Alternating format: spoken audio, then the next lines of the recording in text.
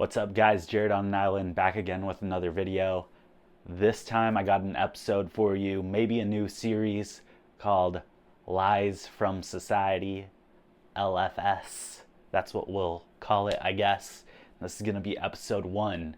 So this one is about pollution and it is gonna be titled Ecological Disasters. And this is a lie that I've always just felt has been bugging me all of my life, okay? And I'm sure by the end of this video, you'll agree that this is something that has been bothering you too without you even realizing it. Now, here's the thing. When I say that ecological disasters are a lie, I don't mean that they aren't happening. I mean that the way that they're being used against you is a lie. The whole overall idea of it is a lie. And this is what I mean. Remember back into elementary school, remember back into the early 2000s. What was the one weird thing in history class or in whatever? I remember as I was in like 3rd and 4th grade learning about this. But the one thing that about ecological disasters we all learned, and it was always about oil spills. The famous oil spill off Alaska, BP, their oil crisis, and all of these oil spills were something that were always brought up to me in elementary school. If that is true for you guys, let me know in the comments, but I know for me that is true. And this has always been something that, I felt extremely strongly about. I hate seeing, the environment being completely destroyed. I hate seeing that ecological disasters occur. And for some reason that was put on me as a kid. And I never really understood why. It was the same sort of thing when they told you, oh, they're telling kids who are 9 years old and aren't even fully sentient, yeah, by the way, the sun's gonna explode in 900 billion years. You even as an adult don't understand the concept of anything over a billion and in terms of numbers unless you're really sitting down and thinking about it, or you're seeing some sort of visualization of a billion. So to be told, yeah, everything's gonna explode at a certain point of which you don't understand at 9 years old, 10 years old, whatever else, is just a really interesting thing. But in terms of oil and these oil crises, it's a part of this sort of curriculum that's being pushed on everyone, or especially children in this instance, of things that are completely out of their control. Another example is the coral reef dying. Everyone knows the coral reef is practically dead by now. If you look up anything in terms of scientific research on coral reefs at the moment, most of what you assumed coral reef was as a kid is completely gone.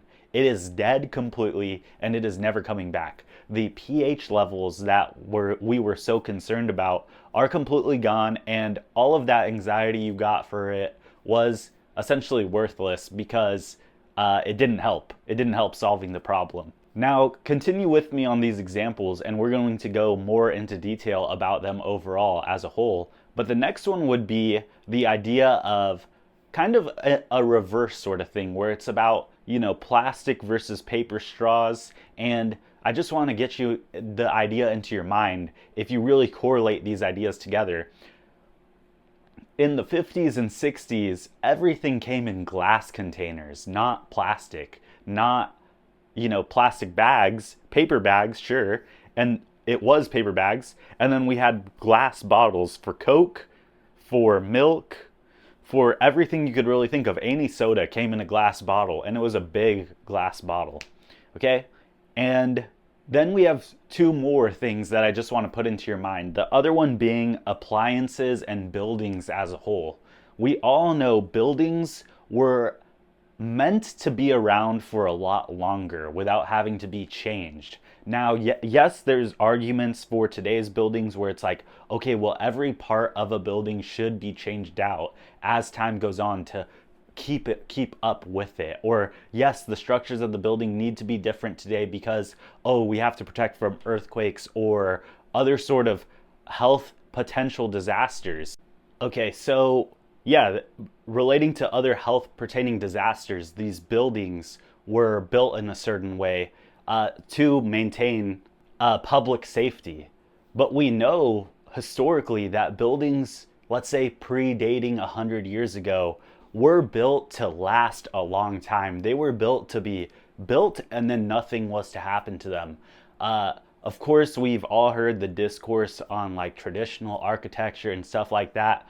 But this goes even to things where it isn't simply about the aesthetic, where it's about applications and appliances that were built to last.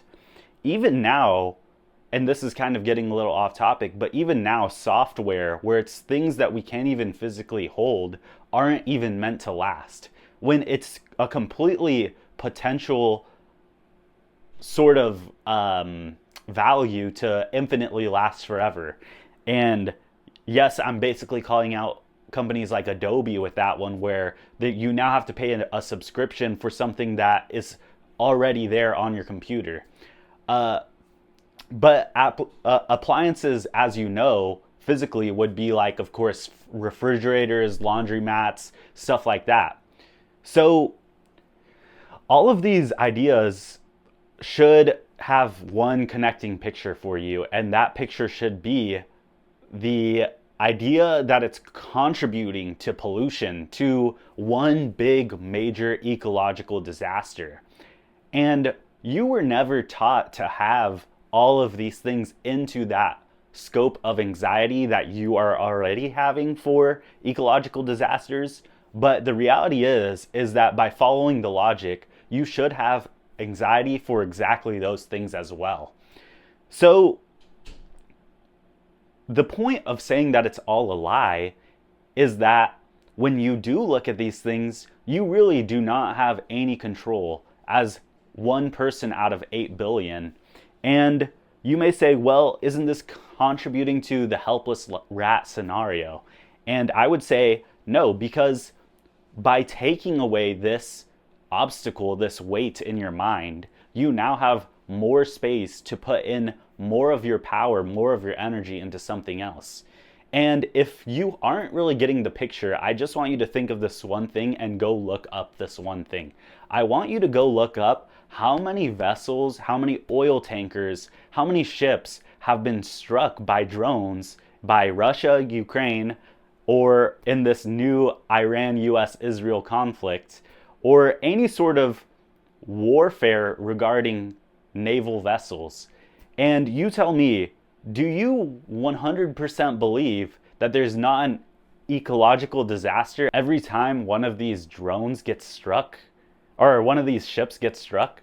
To believe that this isn't happening on the same scale is just complete avoidance of what's going on. And I'm sorry to say, but that is Stockholm Syndrome to the system that you're involved in. It's okay to admit that, maybe we didn't have the full scope of these things. And if that still doesn't get to you, then I'll go to the classic argument of the third world and their participation in pollution. When you look at science and you ask ChatGPT or any sort of AI that's connected to mainstream science about pollution, or let's say specifically climate change, it will try to force feed you a narrative where you, which you're most likely a US citizen watching this, are somehow the number one problem on Earth because of your output of carbon dioxide.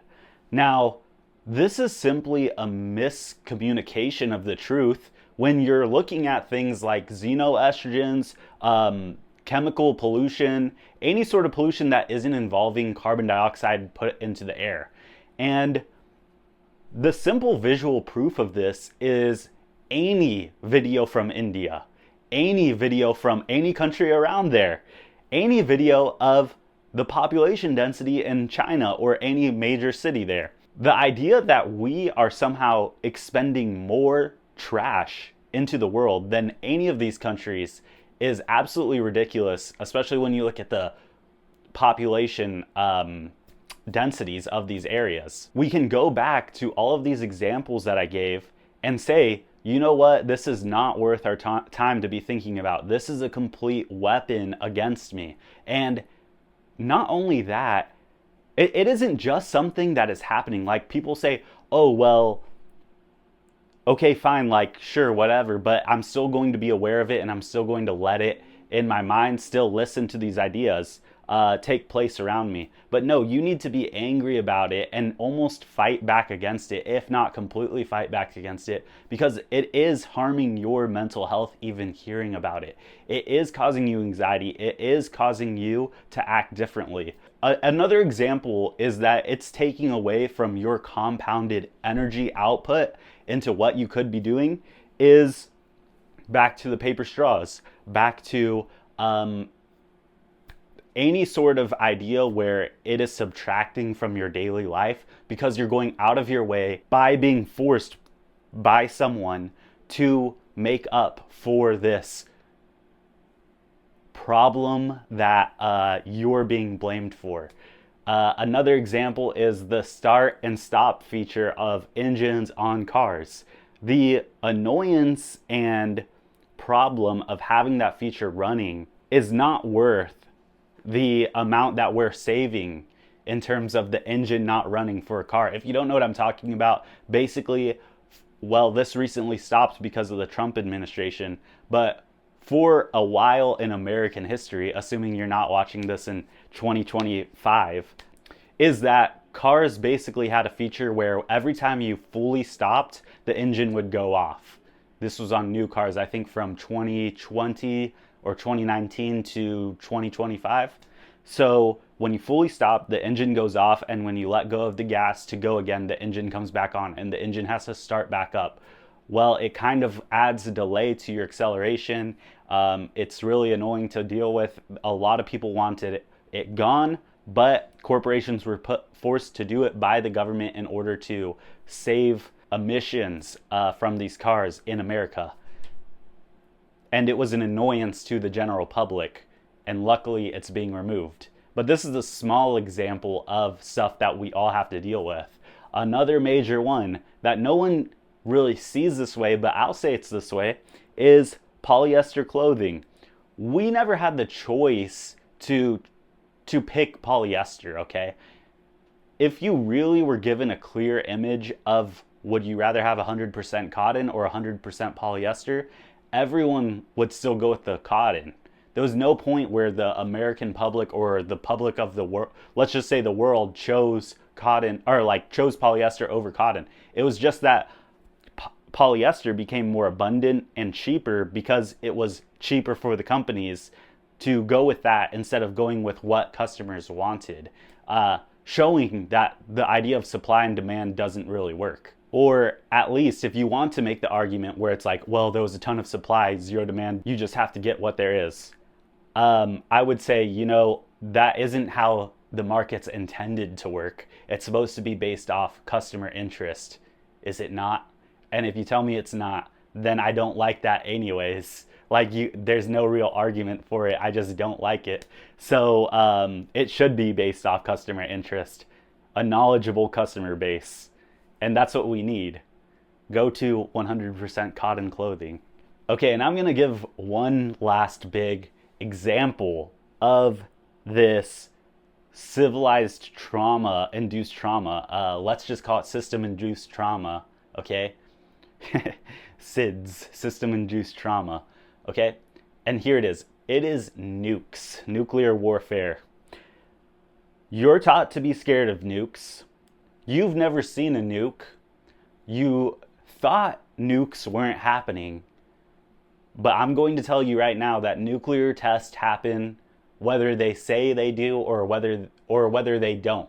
They'll tell you they don't, but they do. And now there's so many nuclear tests happening that the world governments are starting to say, you know what, we don't really care if you know or not. Yeah, we're testing nukes. And we're seeing this in North Korea. North Korea is one of the only countries that hasn't been lying about it. But China and Russia have been testing nukes outside of the treaties, and America obviously has been too. But now we're saying, oh, well, we may start testing again because the other countries also are as well. And this will spiral. You'll see this come out on the news. This is a 100% true prediction signed off by me. And you will see all of this come back. in any sort of form. I'm not sure what form. It's not going to look the exact same as we were taught nukes looked, of course. But you're going to see it come back, and it is going to be something where, of course, it's an ecological disaster. Even if we were all taught in school as well, deserts are a biome that have a lot of ecological life. Why would it be okay to nuke there anyways? Why would that be good for anywhere around there? Do you really think nukes don't affect your health? Are we really going to believe that? Like, seriously, who in their right logical mind would not believe that nukes don't affect your health? And we know this because they have to go and scrape up World War II ships in the Pacific Ocean for their uncontaminated metal because it hasn't been seen by nukes. Like, it hasn't been touched because it's so deep underwater, nukes haven't touched it. And because the whole world is apparently contaminated already. And we were taught not to care. So this is like a reverse ecological disaster, I guess. But, or however you want to put it, I hope you're getting the point. But basically, this is just a lie. This is just a complete lie. We don't need to be lied to about nuke safety, okay? If it has to happen, it has to happen. But let's be honest about it. And in reference to everything else, let's be honest about what is worth the pollution. There has to be some things where, you know what, my waste that I create onto the world is worth the waste, okay? And on some level, there has to be a more clear picture of this.